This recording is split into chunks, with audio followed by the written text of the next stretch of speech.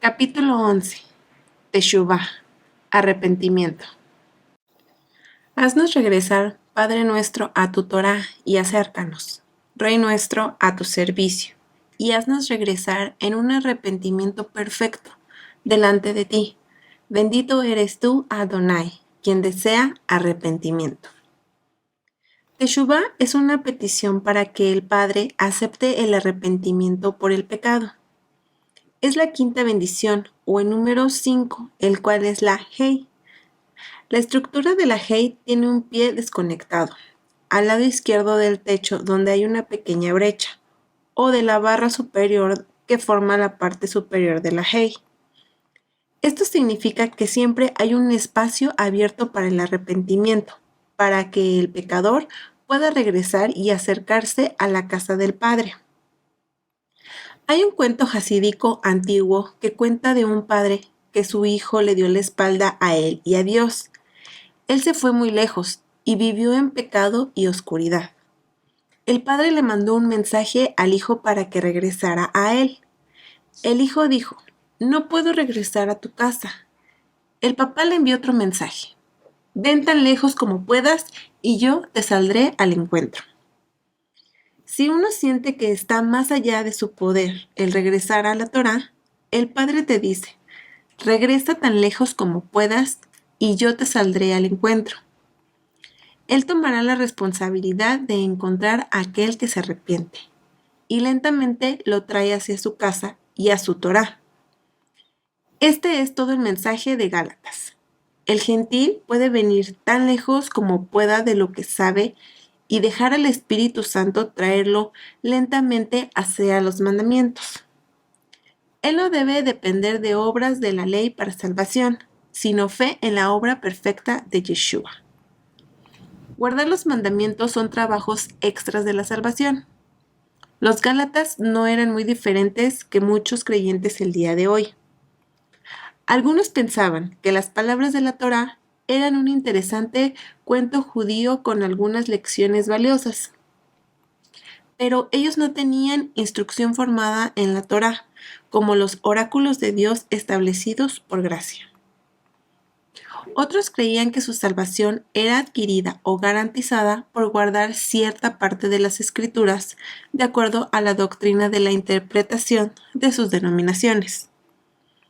En el caso de los Gálatas, ellos creían que la circuncisión era necesaria para la salvación. Abraham, sin embargo, incluso después de que el pacto fue hecho, pasó muchos años aprendiendo los estatutos y mandamientos de Adonai antes de ser circuncidado. Él continuó caminando en fe y obedeció lo que él entendió hasta el tiempo en que le fue revelado a él por Adonai. Cada creyente tiene diferentes necesidades. El Espíritu Santo revelará los oráculos de Dios a él en el tiempo apropiado si el creyente está dispuesto a leer la palabra, orar y luego no endurecer su corazón. A pesar de que Rabí Shaul urge a los creyentes a correr la carrera como uno que quiere ganar el premio, cada día es un caminar, no una carrera muerta. Si tú sientes que estás corriendo muy rápido para mantener el camino, puede ser el resultado de estar escuchando a alguien que te está tratando de imponer mandamientos de hombres o hasta los mandamientos de Dios fuera del tiempo apropiado. Los, entre comillas, judaizantes de Gálatas estaban tratando de imponer la circuncisión, un mandamiento válido para un nativo israelita quien fue criado en amor y respeto por la palabra. A los nuevos conversos paganos que no sabían cómo actuar, ellos no habían sido criados en un hogar con respeto por la Torá, un Dios supremo o el pueblo del pacto.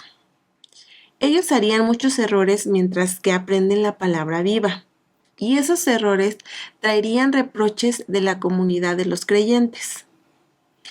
¿Estaban asistiendo todavía a fiestas paganas? ¿Estarían todavía faltando el respeto a su padre o madre o robando? Ciertamente la circuncisión no era la respuesta para su nivel de entendimiento. Sin embargo, después de que ellos hayan venido a un entendimiento completo de los pactos y empiecen a caminar el camino de redención que no trae constantemente oprobio al nombre de Yeshua, entonces, como Timoteo, podrían dar el paso a la circuncisión. La cuestión de la circuncisión es un argumento rabínico antiguo. Algunos rabinos creían que un converso debía de ser circuncidado inmediatamente. Otros creían, como Rabbi Shaul, que la circuncisión solo debía ocurrir después de que el converso había adquirido suficiente conocimiento y comprensión de caminar en los mandamientos más importantes sin traer oprobio a la comunidad. La Torá ha sido comparada con esclavitud de las regulaciones impuestas por el hombre, no la Torá de gracia, y siempre practicada y enseñada por Yeshua, quien no añadió y no quitó de la Torá de su Padre. Algunas veces nuestro arrepentimiento debe incluir apartados de doctrinas que le añaden o le quitan a la Torá de nuestro Padre.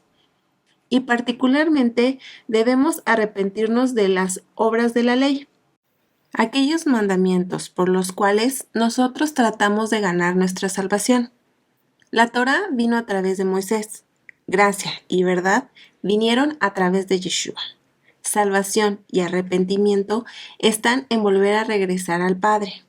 Calidad de vida y recompensa están en la fe de caminar de regreso a su casa. En la bendición, Dios es el Padre, tal como Yeshua enseñó.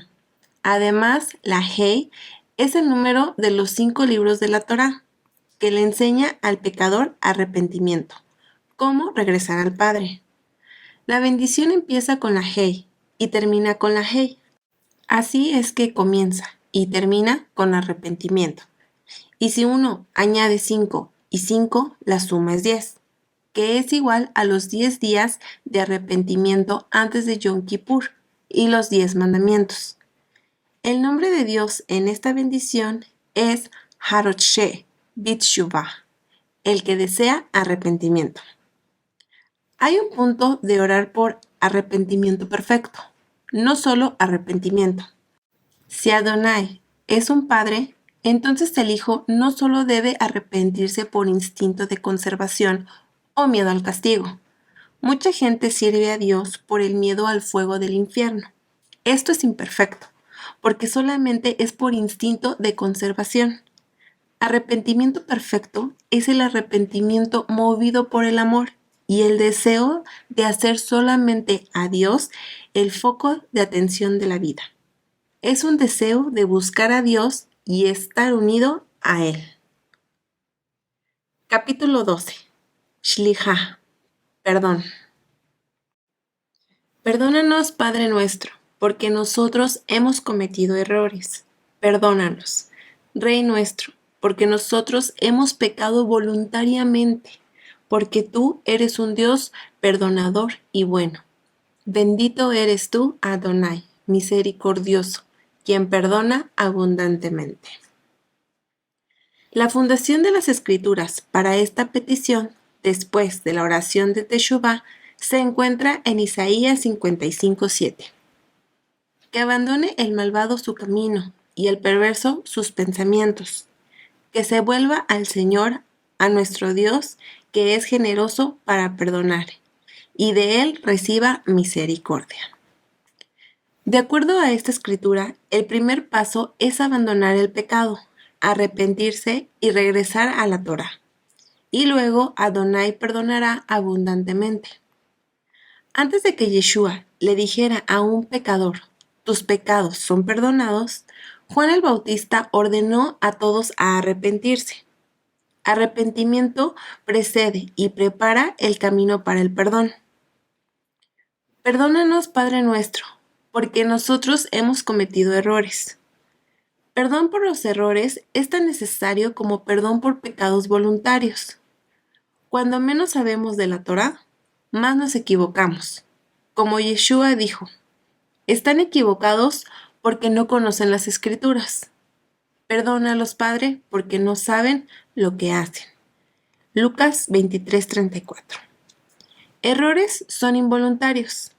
Esta oración le pide al padre de pasar por alto los errores mientras que sus hijos toman conciencia de lo que es el pecado a través del estudio de su palabra. Una vez consciente, sin embargo, Yeshua espera obediencia. Si fueran ciegos no tendrían pecado, pero ahora porque dicen vemos, su pecado permanece. Juan 9:41. Además, porque si pecamos voluntariamente después de haber recibido el conocimiento de la verdad, ya no queda más sacrificio por el pecado. Hebreos 10:26. Los principios de arrepentimiento se encuentran en el Salmo 51.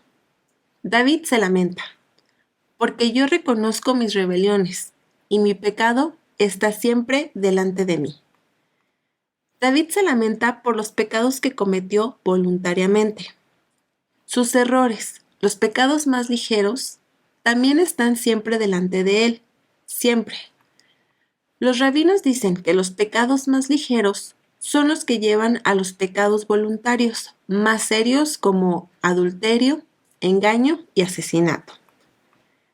David sabía que la Torá ordena de no hacerse muchas esposas para él mismo. Sin embargo, él colectó un número no modesto de esposas y falló de monitorear a sus hijos, que dio como resultado incesto, violación y asesinato en su propia casa. El perdón en la Eslijá es correspondiente a la ofrenda mecida descrita en la Torá, la cual es el pecho del animal. ¿Recuerdan al publicano? Un publicano es un recaudador de impuestos. Este recaudador de impuestos está tan arrepentido, tan sumiso delante del Padre, que ni siquiera puede mirar hacia el cielo. Él simplemente mira hacia abajo, se golpea el pecho y suplica por misericordia. Esta es la clase de humildad delante de Adonai que nos hará ascender a las alturas de la santidad. A algunos que, confiando en sí mismos, se creían justos y que despreciaban a los demás, Jesús les contó esta parábola.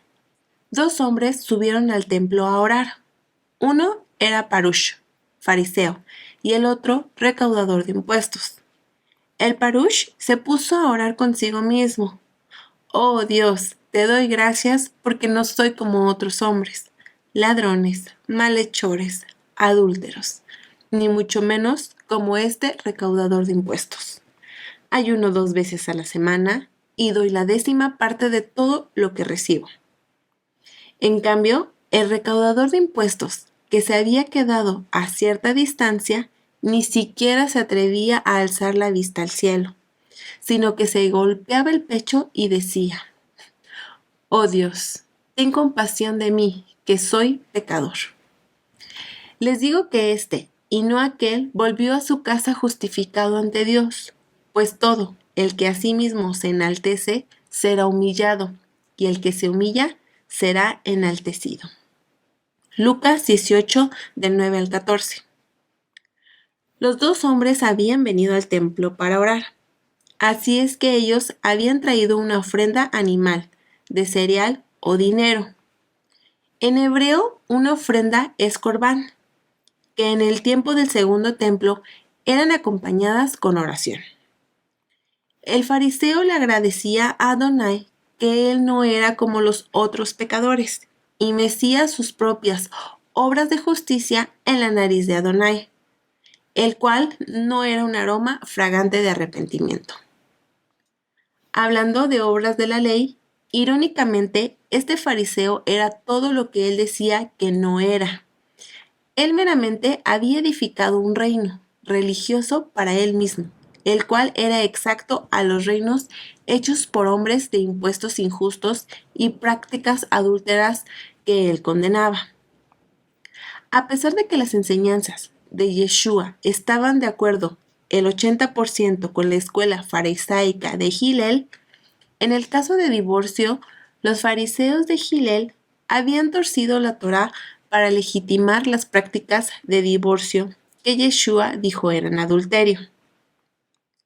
La élite religiosa también había legitimado la práctica de hacer bienes o dinero, corbán, dedicado al templo. La persona podía decir haram, el dinero, pero aún así podía controlarlo o invertirlo durante su vida. El corbán es el término genérico para las ofrendas del templo. Yeshua reprendió a estos hombres codiciosos que hacían de su dinero corbán al templo para no tener la carga de sostener a sus padres ancianos. ¿Realmente pensaron ellos que una ley hecha por el hombre podía dejar a un lado la responsabilidad de honrar padre y madre? Entonces se acercaron a Jesús algunos escribas y fariseos de Jerusalén, diciendo: ¿Por qué tus discípulos quebrantan la tradición de los ancianos? Pues no se lavan las manos cuando comen pan. Y respondiendo él, les dijo: ¿Por qué también vosotros quebrantáis el mandamiento de Dios a causa de vuestra tradición? Porque Dios dijo: honra a tu padre y a tu madre, y quien hable mal de su padre o de su madre, que muera. Pero vosotros decís: cualquiera que diga a su padre o a su madre, es ofrenda a Dios todo lo mío con que pudiera ser ayudado, no necesitará más honrar a su padre y a su madre. Así invalidasteis la palabra de Dios por causa de vuestra tradición. Mateo 15, del 1 al 9.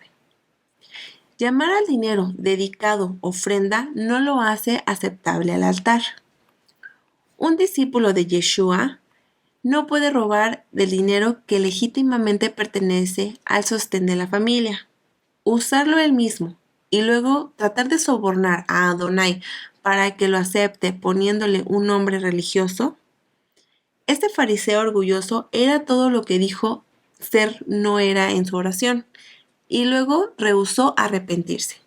Donde no hay arrepentimiento, no puede haber perdón. Más bien, el cobrador de impuestos reconoció su pecado y se arrepintió humildemente. Él no finge ser justo, él se golpea el pecho, la porción de la ofrenda mecida. Él ofrece su corazón arrepentido a Adonai, aunque ni siquiera se siente digno de levantar sus ojos hacia el cielo o acercarse. Su humildad en traer su corbán de oración de arrepentimiento es lo que hace a él ascender a una altura de aceptación más que el reino creado por el propio hombre. El fariseo no podía. Las tradiciones que nos impiden guardar la Torá simple de Dios no nos hace más santos o más aceptados que el peor de los pecadores que abandona su camino en arrepentimiento. De hecho, el Padre rechaza nuestras tradiciones y escoge a aquel que es humilde, que ha dejado sus caminos y ha regresado al Padre. El publicano tenía humildad con arrepentimiento, y él reconoció su pecado, que le impedía a él cumplir su labor en el reino como israelita. El fariseo se elevó en su propio reino religioso, por arrogancia y falsos mandamientos. Pero el cobrador de impuestos es elevado en el reino de Adonai y acercado a su gloria por su humildad. Hasta este día, cuando los judíos oran la Eshlijá, es costumbre de golpearse el pecho con el puño para demostrar por fuera el arrepentimiento del corazón. Adonai sabe si ofrecemos la ofrenda mecida con arrepentimiento o con orgullo, por cuanto en el corazón es donde empieza el pecado. Golpearse el pecho es como golpear en la puerta del corazón para despertar al durmiente de la negación de dentro. La Eshlijá es la forma hebrea de decir discúlpame. Los nombres de Dios son el misericordioso, o Hanún, y el que perdona abundantemente, Ha-Marvé Lesloach. Capítulo 13. Geulah, redención. Observa por favor nuestra aflicción Levanta nuestro agravio y pronto redímenos con una completa redención por el bien de tu nombre, porque tú eres Dios, el gran Redentor. Bendito eres tú, Adonai Redentor de Israel.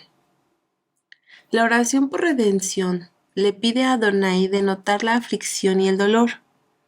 Cura para los males del espíritu anteceden a la sanidad por las enfermedades del cuerpo. El Padre reconoce el dolor de sus hijos, tal como Él escuchó la oración de angustia de Lea porque ella no era amada. Lea es recompensada con un hijo, el cual llama Rubén, y ella dijo, porque Adonai ha visto mi aflicción. Génesis 29:32. Adonai también es muy interesado en redimir a Israel, no solo por el bien de quitar el sufrimiento, sino por el bien de su nombre. La oración pide una pronta redención para el bien de su nombre. La bendición es la número 7, la cual es la letra Sayin en hebreo. Habla del Mesías y los 7 años de dolores de parto del Mesías. El mundo se tambaleará al borde de la destrucción antes de que entre en la era de serenidad y paz insuperable. La letra Sayin también significa arma, por lo que esta petición pide que Adonai pelee las batallas de Israel, para que ninguna arma forjada contra ella pueda prosperar. Observa el texto. Levanta nuestro agravio. Durante los tiempos de prueba, los hijos de Adonai no están solos, sino parte de una comunidad, y sus hijos oran por una pronta redención y liberación como parte del cuerpo del Mesías. El nombre de Dios invocado en esta bendición es Goel Israel, Redentor de Israel. Capítulo 14. Refuá, sanidad y sanación. Sánanos, Adonai, y seremos sanos. Sálvanos y seremos salvos, porque tú eres nuestra alabanza. Trae cura y sanación a todas nuestras enfermedades, sufrimientos y dolencias, porque tú eres Dios y Rey, un fiel y compasivo sanador. Bendito eres tú, Adonai, sanador del enfermo, de su pueblo Israel. El texto de la oración está basado en Jeremías 17:14. Sáname, oh Adonai, y seré sano. Sálvame y seré salvo, porque tú eres mi alabanza. Esto es una petición por sanidad divina, no la sanidad incompleta procurada por los doctores humanos o la medicina. Cuando un doctor humano interviene, él a menudo solo trata los síntomas, por lo que el dolor puede volver cuando se deja la medicina. Esta oración es por la sanidad completa de la dolencia interna, no solo un alivio temporal. Es también considerada una oración por inmunidad sobre futuras enfermedades. La palabra hebrea para una persona enferma, yolé, está vinculada a la palabra hol, que significa impío o profano. El término hol está relacionado a la palabra halal, vacante, vacío. Cuando hay un vacío de santidad, sobreviene debilidad física y enfermedad.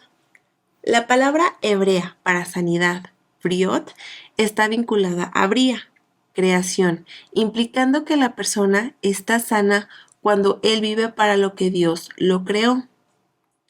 Hay otras explicaciones para las enfermedades, pero Yeshua alguna vez hizo conexión entre el pecado y la enfermedad. Juan 5:14. El apóstol Santiago también enseña esta conexión, cuando les dice a las 12 tribus en el exilio, en el capítulo 5 de su epístola: ¿está alguno enfermo entre vosotros? Llame a los ancianos de la iglesia y oren por él, ungiéndole con aceite en el nombre del Señor, y la oración de fe sanará al enfermo, y el Señor lo levantará, y si hubiere cometido pecado, le será perdonado. Por lo tanto, confesaos vuestras ofensas unos a otros, y orad unos por otros, para que seáis sanados. Los salmos también indican que la poca salud puede ser a veces el resultado del pecado. Nada hay sano en mi carne, a causa de tu ira, ni hay paz en mis huesos, a causa de mi pecado. Salmo 38:3. Hay 27 palabras en esta octava bendición. También hay 27 letras en el Proverbio 4:22. Porque las palabras de la Torá son vida a los que las hallan y medicina a todo su cuerpo. En total hay 27 letras en el alfabeto hebreo, con el cual la Torá fue escrita. Las palabras de la Torá son vida, porque nuestro Rofé envía su palabra para sanarnos. Si el solicitante está enfermo por el pecado, hay palabras de sanidad para él, porque el sanador es más misericordioso que cualquier doctor. Él nos ha dado a nosotros el manual médico más antiguo en el universo. Cuando oramos por el enfermo con esta bendición, es costumbre introducir oraciones especiales por el enfermo y de llamarlas con un nombre específico. Los nombres de Dios en esta bendición son Rofé, Jolé, sanador del enfermo, y Tejilatenu, nuestra alabanza. Capítulo 15. Birkat Hashinim, el año próspero. Bendícenos Adonai nuestro Dios, este año con todo tipo de cultivos para el bien, y da rocío y lluvia de bendición sobre la faz de la tierra, y satisfácenos con lo mejor, y bendice nuestro año como el mejor año de bendición, porque tú eres un Dios bueno y dador, quien bendice los años. No es malo orar por prosperidad en la perspectiva correcta. Al padre no le importa tanto si sus hijos tienen buenos carros, casas grandes o un gran aumento. De acuerdo a las parábolas de Yeshua, lo que a él le importa es si dedicamos todo nuestro aumento para el reino. ¿Ve el solicitante sus activos financieros simplemente como bienes que él invierte para el propietario de la creación? ¿O actúa como si el propietario se sentara y demandara ver los libros cuando venga? Cualquier otro punto de vista es malversación del reino de los cielos. En cualquier cosa que nosotros prosperamos, simplemente es sustento para permitirnos el desempeño de la voluntad de Dios y de testificar de su reino. El escritor de la epístola de Juan, que está fuertemente pro Torá, garantiza al cuerpo: amado, ruego que sean prosperados en todo, así como prospera tu alma. Tercera de Juan 1:2. La bendición está puesta en la 9ª posición porque corresponde al Salmo 9. El Salmo en las Biblias modernas es el 10, pero en los tiempos antiguos el Salmo 1 y 2 eran un capítulo, por lo que el número original del Salmo 10 es el 9. En este salmo, David condena a los mercaderes ávaros que suben los precios de la comida y que lucran grandemente a las expensas de los pobres. Esta es la forma más baja de avaricia, porque el pobre no tiene opción ni defensa en contra de los altos precios de la comida. La 9ª bendición sirve más como un recordatorio de la razón correcta para pedir por prosperidad. La 9ª letra del alfabeto es Tet, y Tet es la primera letra de Tob. Bueno, en los días de la creación, Elohim vio que su creación estaba bien, o Tob. Con esta bendición, uno le pide al Padre que comparta con sus hijos todas las cosas buenas que estaban presentes en la creación, Tob. Con esta oración también se nos recuerda que el segundo Adán está en un proceso de restaurar la creación a su estado original, a su buen estado. Esta bendición es una oración colectiva para la faz de la tierra y para que todos se beneficien de la bendición, no solo la comunidad personal del solicitante. En la tierra antes del pecado no había lluvia, solo un vapor que se levantaba de lo profundo de la tierra para regar todas las cosas vivas. Recuerda, en el pensamiento hebraico, lluvia es verdad del cielo. Es una creación perfecta. La verdad de Dios simplemente se levanta y se extiende a todas las áreas de la vida. El rocío es la destilación de esa verdad. Es la palabra de Dios haciéndose clara a nosotros, y el rocío, como una preciosa gema, brilla en la luz del sol. En el mundo de Adán, la verdad de Dios era evidente en todas las cosas y preciosas cada mañana. En un mundo caído, nosotros debemos esperar la lluvia del cielo, y nosotros debemos orar, ya sea por lluvia o rocío, cada día.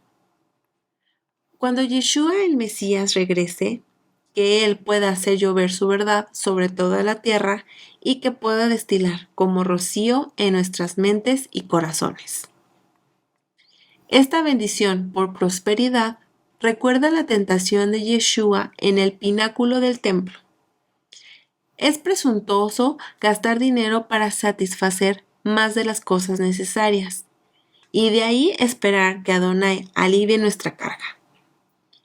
Yeshua podía haber dado un salto innecesario de las alturas y pedirle a los ángeles que lo agarren, pero él respondió: No tentarás al Señor tu Dios.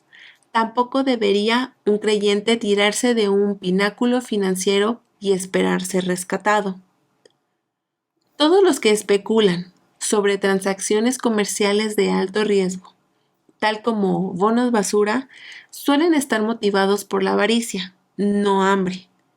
Es lo mismo para aquellos que fielmente compran un boleto de lotería y oran a Adonai para que su número gane.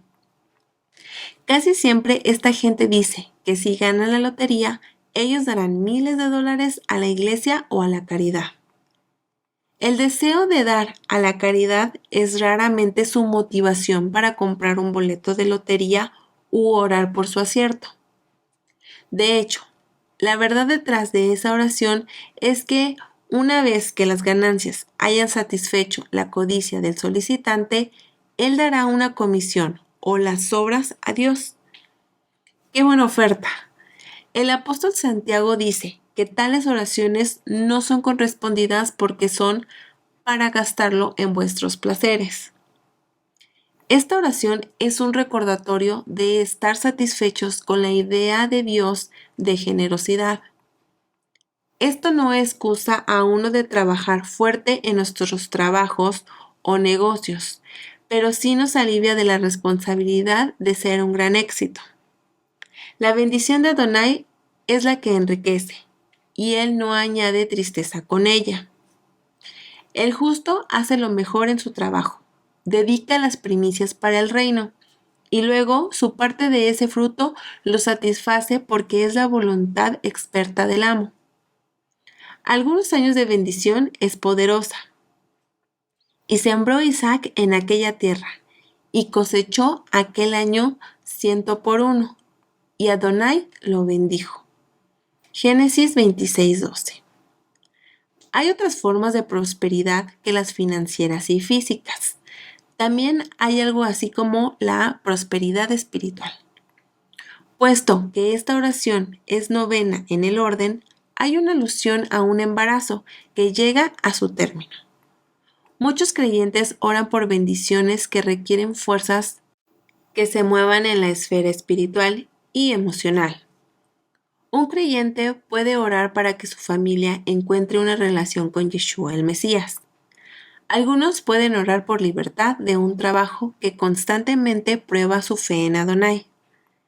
Esta oración recuerda a los creyentes de que muchas de las oraciones no vienen instantáneamente o incluso rápidamente.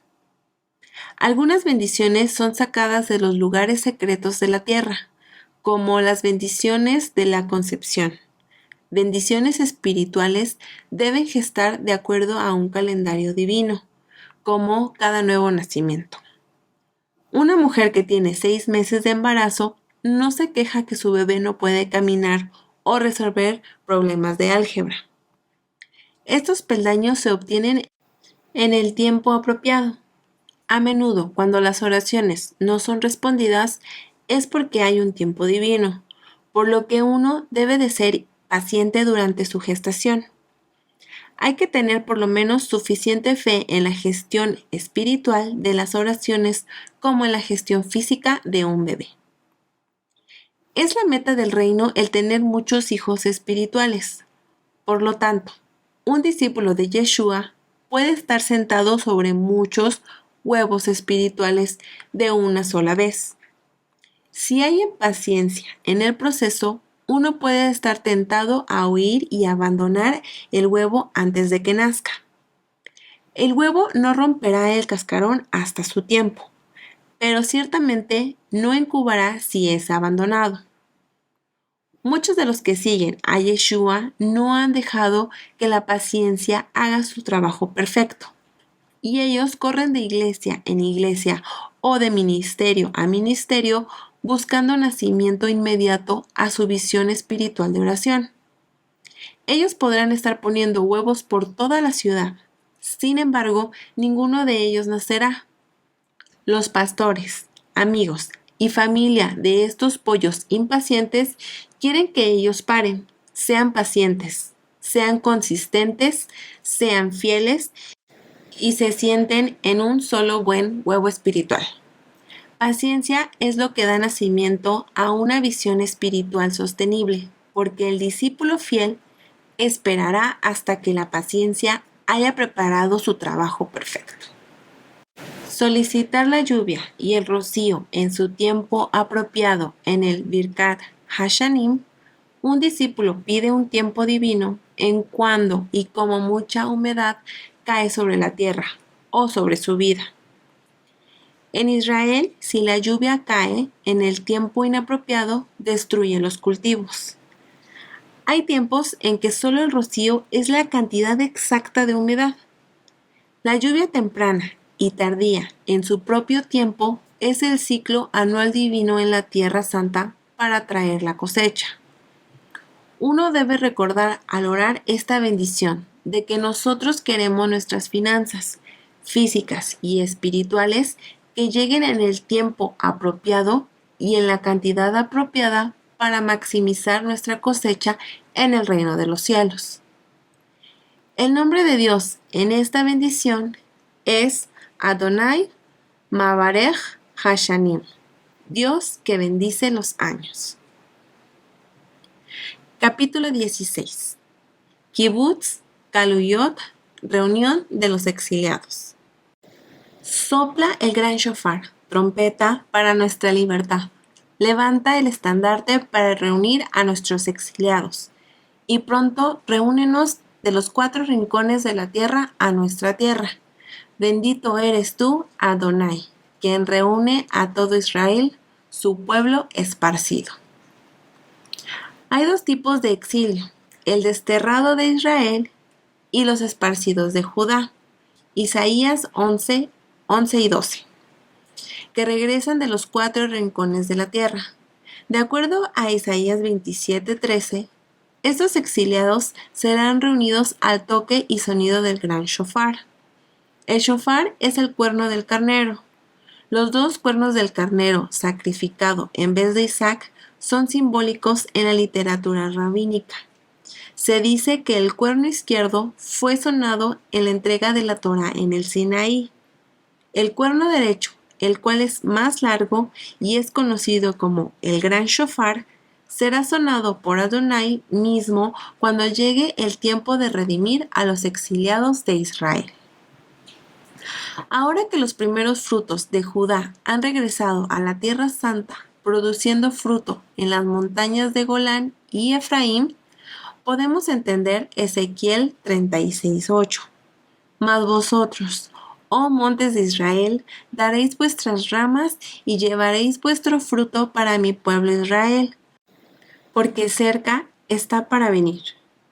La germinación y fructificación de las montañas israelíes es una señal de que no todos han regresado, pero están cerca de regresar.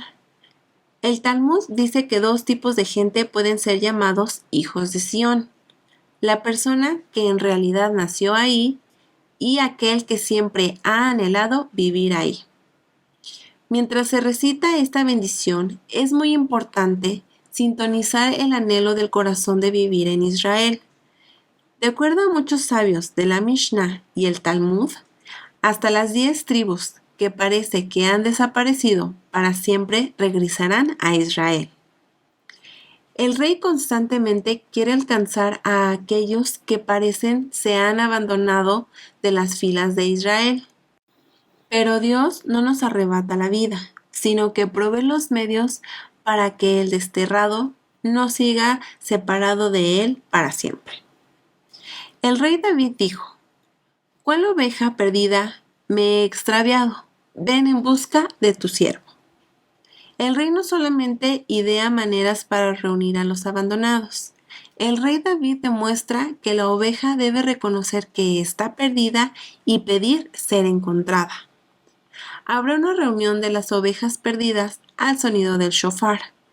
Ellos reconocerán que ellos están perdidos. Anhelarán por su tierra. Anhelarán por su Torá dada al sonido del shofar y se convertirán en un pueblo. Yahad. Y reúnenos juntos. En hebreo es Kevatzenu Yahad. Esto es más que un pedido de unidad física. Es un pedido de unidad espiritual para que Israel pueda morar junto.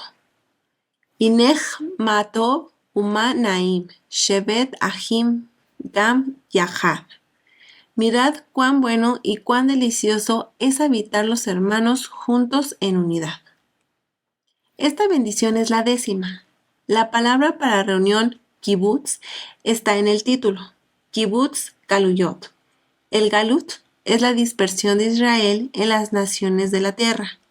El kibutz es una granja colectiva o comunidad en Israel, o una reunión de gentes. Esta reunión de gentes es 10ª en secuencia porque es apropiado orar por la reunión con el número de un minyan, el número mínimo para una reunión de oración.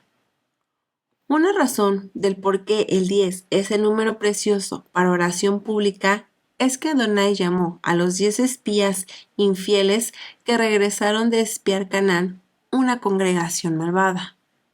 Otra razón es por el relato del pedido de Abraham por misericordia cuando Sodoma iba a ser destruida. El número mínimo aceptable de hombres justos en la ciudad era 10. Otra alusión del número 10 se encuentra en Zacarías 8:23. Así ha dicho el Señor de los ejércitos: en aquellos días acontecerá que 10 hombres de las naciones de toda lengua tomarán el manto de un judío diciendo: iremos con vosotros, porque hemos oído que Dios está con vosotros. Estos 10 hombres de las naciones, un minyan, está pidiendo volverse Yahad, o uno, con los judíos que vuelven, porque ellos han escuchado que Dios está con los judíos y no en contra de ellos. Estos 10 hombres también son parte de Israel que vuelve, y tiene una porción en la Torá y en la tierra juntamente con sus hermanos judíos que vuelven. ¿Cómo sabemos que los no judíos tienen una porción en la tierra santa? Así dice el Señor: observen el derecho y practiquen la justicia, porque mi salvación, Yeshua, está por llegar. Mi justicia va a manifestarse. Dichoso el que sí actúa y se mantiene firme en sus convicciones, el que observa el sábado sin profanarlo y se cuida de hacer lo malo. El extranjero que por su propia voluntad se ha unido al Señor no debe decir: el Señor me excluirá de su pueblo. Tampoco debe de decir el eunuco: no soy más que un árbol seco, porque así dice el Señor: a los eunucos que observen mis sábados, que elijan lo que me agrada y sean fieles a mi pacto, les concederé ver grabado su nombre dentro de mi templo y de mi ciudad. Eso les será mejor que tener hijos e hijas. También les daré un nombre eterno que jamás será borrado, y a los extranjeros que se han unido al Señor para servirle, para amar el nombre del Señor y adorarlo, a todos los que observan el sábado sin profanarlo y se mantienen firmes en mi pacto, los llevaré a mi monte santo. Los llenaré de alegría en mi casa, casa de oración. Aceptaré los holocaustos y sacrificios que ofrezcan sobre mi altar, porque mi casa será llamada casa de oración para todos los pueblos. Así dice el Señor Omnipotente, el que reúne a los desterrados de Israel. Reuniré a mi pueblo con otros pueblos, además de los que ya he reunido. Isaías 56, del 1 al 8. Esta reunión, de acuerdo al rabino Zafiro, el Munkacherrebé, no será más que un milagro, porque es imposible que esto suceda por medio de una acción política o militar. Él considera esto por la frase hebrea levanta el estandarte, Nes, para reunir a nuestros exiliados. Nes significa estandarte. Uno de los nombres de Dios es Adonai Nisi, o el Señor es mi estandarte. Para reunir un grupo, uno necesita un punto de convergencia, un lugar donde todos puedan unirse para esperar por instrucciones. Esto es lo que es Yeshua, la Torá viviente, un estandarte donde tanto judíos y gentiles justos de las naciones se puedan recoger y reunir. Nes en hebreo también significa milagro, por lo que los rabinos traducen la oración. Levanta un milagro y reúne nuestros exiliados. Si los judíos están orando por un regreso milagroso, entonces incumbe a todos los creyentes en el Mesías Yeshua de orar para que este milagro suceda de acuerdo a las Escrituras. El nombre de Dios mencionado es Yahweh Mekabetz Nihei Amo Israel, el Señor que reúne sus dispersos de su pueblo Israel. Observa también que 2 veces en el pasaje de Isaías cita a los que guardan el sábado como un requisito para ser incluido en la reunión de Israel y la reunión de las naciones con ellos. ¿Por qué guardar el sábado es el primer paso más importante para las naciones? El sábado es el recordatorio de la creación. La misión del Mesías fue, es y será el restaurar la creación perfecta a su estado cuando el Padre la hizo. Buena. Para las criaturas vivas de la tierra, el hombre fue la corona de la creación, porque la obra de la creación, el día sábado, fue la corona. La comisión del segundo Adán es de restaurar tanto al hombre como a toda la creación al muy buen estado durante su reino sabático milenial. Los justos y toda la creación descansarán en la obra de restauración del Rey Yeshua por un sábado completo, 1000 años de paz y conocimiento del Altísimo. Para los hijos de Israel, el sábado fue dado por una señal de pacto con Adonai, como un anillo de compromiso. Un día la novia fiel comerá con el novio en la cena de la boda, pero mientras tanto, ella tiene que mantenerse fiel al pacto. Guardar el sábado, nuestro Señor dice, es una señal entre nosotros hasta ese día.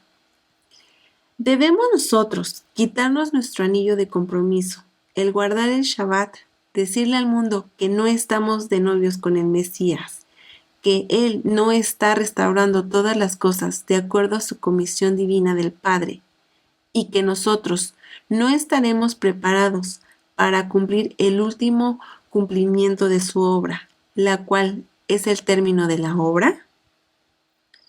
Si nosotros no guardamos el Shabbat, ¿estamos de verdad comprometidos? Nosotros también tenemos una parte de restaurar la gloria que existió en la perfecta, buena y gloriosa creación. Cada Shabbat que guardamos es una señal y una profecía de cumplimiento de la obra de restauración de Yeshua el Mesías, hablando de la fe de Abraham. Capítulo 17. Din. Restauración de la justicia. Restaura a nuestros jueces como en los tiempos pasados, y nuestros consejeros como al principio.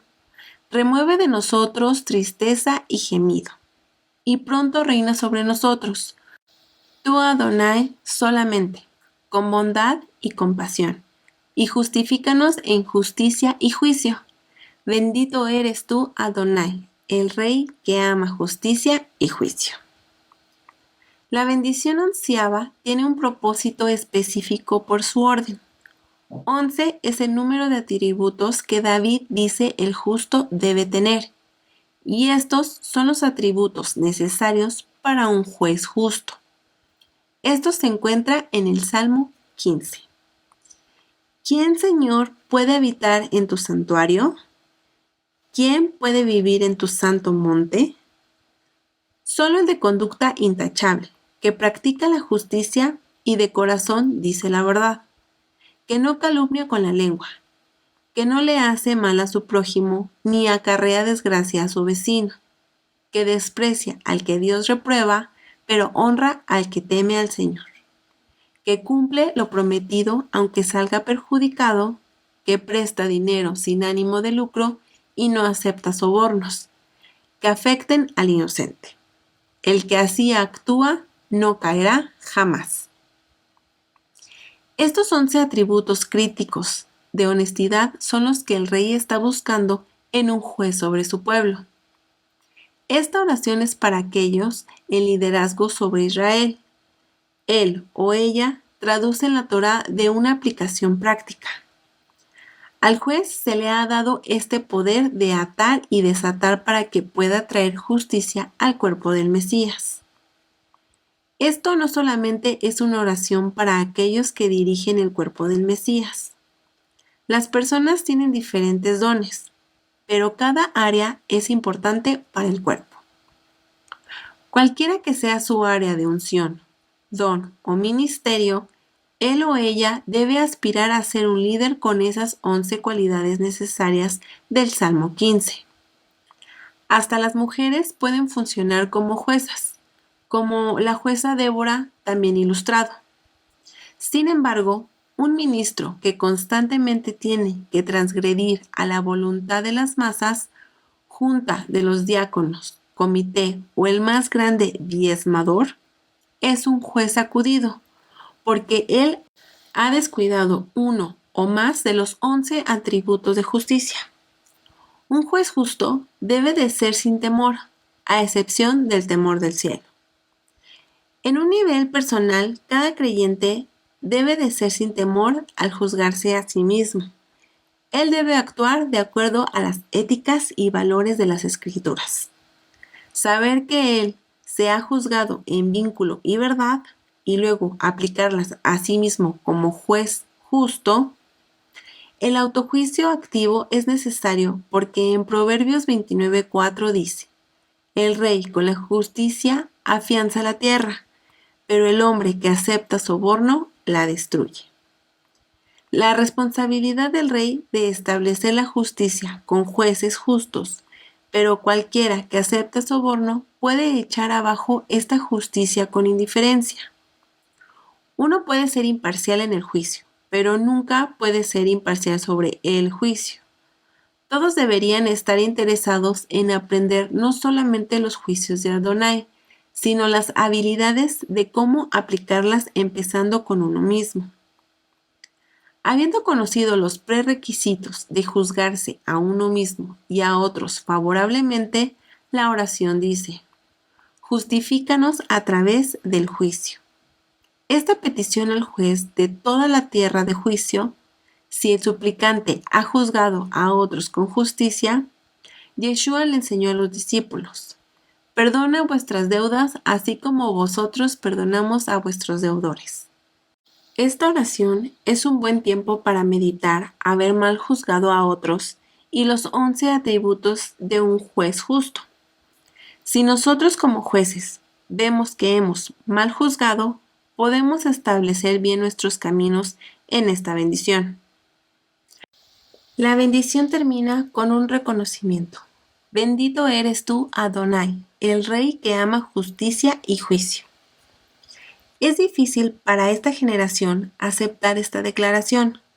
Cuando Dios es presentado entre los perdidos y rebeldes, generalmente recibe elogios en las áreas de misericordia, gracia, perdón y paciencia sobre el pecador.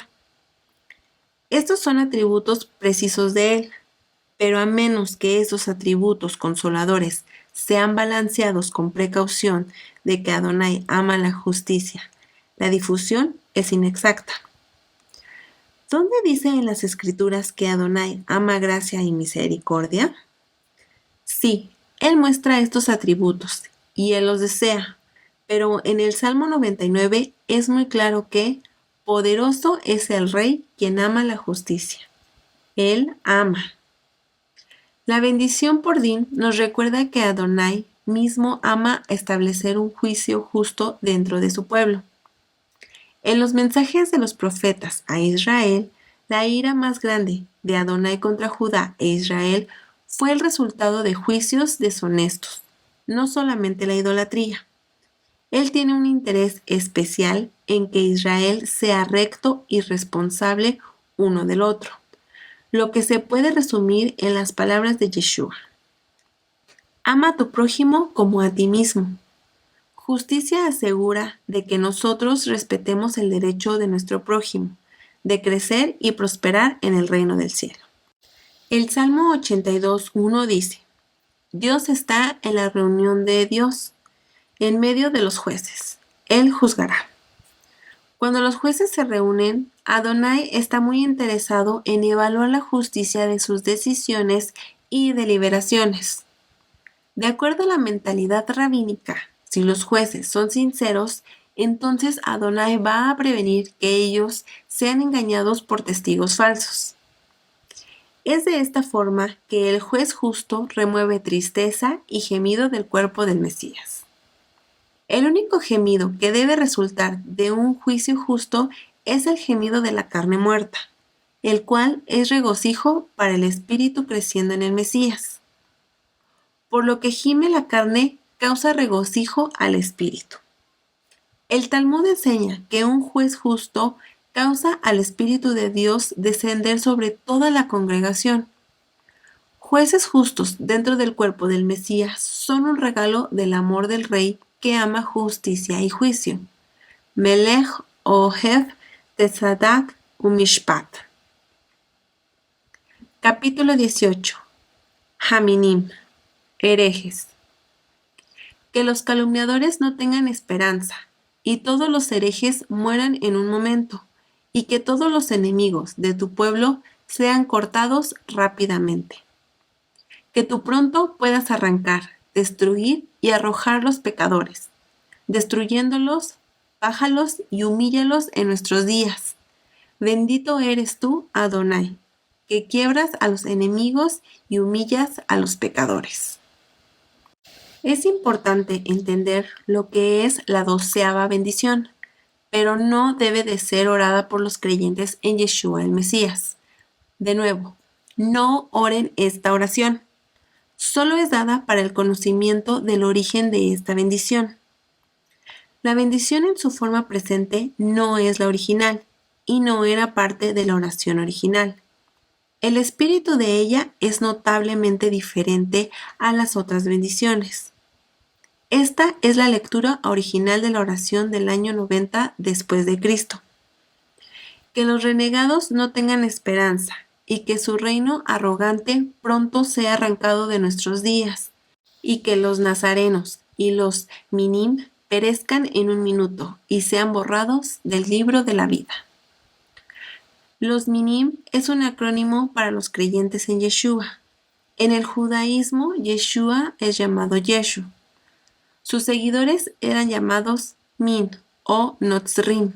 El acrónimo es Mahaminah Yeshu Notzri, que significa creyentes en Yeshu el Nazareno. Esta bendición fue compuesta en 90 DC para poder reconocer a los nazarenos, porque por supuesto ellos no orarían una maldición sobre ellos mismos.